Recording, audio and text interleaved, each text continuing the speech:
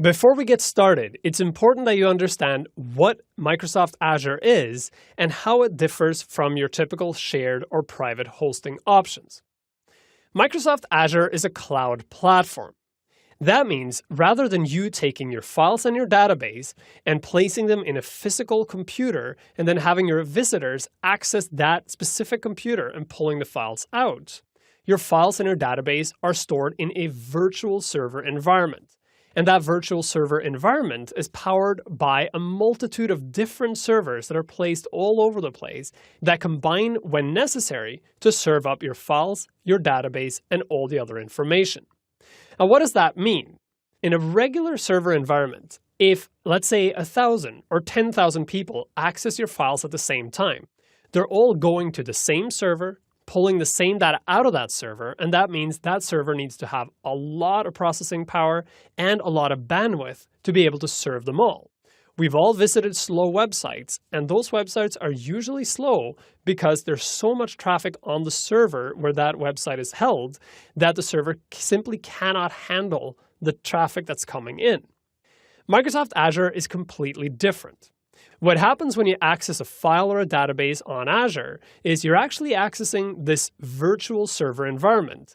And the virtual server is put together by the performance of many different servers that just stitch the files in the database together when needed. That means if 1,000 or 10,000 people access the same file, they're not necessarily accessing the same file from the same server. They may access the same file from a multitude of different servers at the same time. And the ones that are most available are serving up the files. That means faster performance, and it also gives us the ability to scale better than we can with a regular server. In addition, because we are working with a virtual server environment, if the performance of our current virtual server is maxed out, Azure can simply spin up a copy of itself. That way, we have 2, or 5, or 10, or even 100 servers that serve up traffic when needed. And when it's not needed anymore, Azure will dynamically spin down to just one server again. So that means you don't have to worry about having the biggest bandwidth possible at all times. Instead, you just scale up your bandwidth and your processing power when needed, and then it scales back down when it's not needed anymore.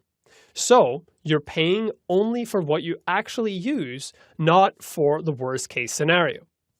If you want to learn more about Microsoft Azure or about cloud hosting, you should go check out all the information that's available on the azure.microsoft.com site. Here you get information about the service itself, and you also get the all-important pricing calculator.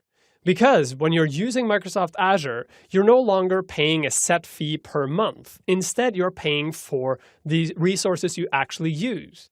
And here in the Microsoft Azure pricing calculator, you can quickly calculate how much your site is going to cost you per month. And you do so simply by dragging these different toggles and figuring out exactly what service you need, exactly how many sites you're going to use, exactly how much bandwidth that site's going to use, and so on. And you'll see by using Azure that your actual cost will fluctuate from month to month depending on the traffic that's happening on your site. And that way, you can start with a free account, then scale up to a shared account when you get more visitors, and then scale up again to a standard account, or just spin up more instances when that becomes necessary because your site is becoming popular. But this course is not about what Microsoft Azure is or how it technically works. What we're looking at is how to utilize the power of Microsoft Azure to set up a simple WordPress site.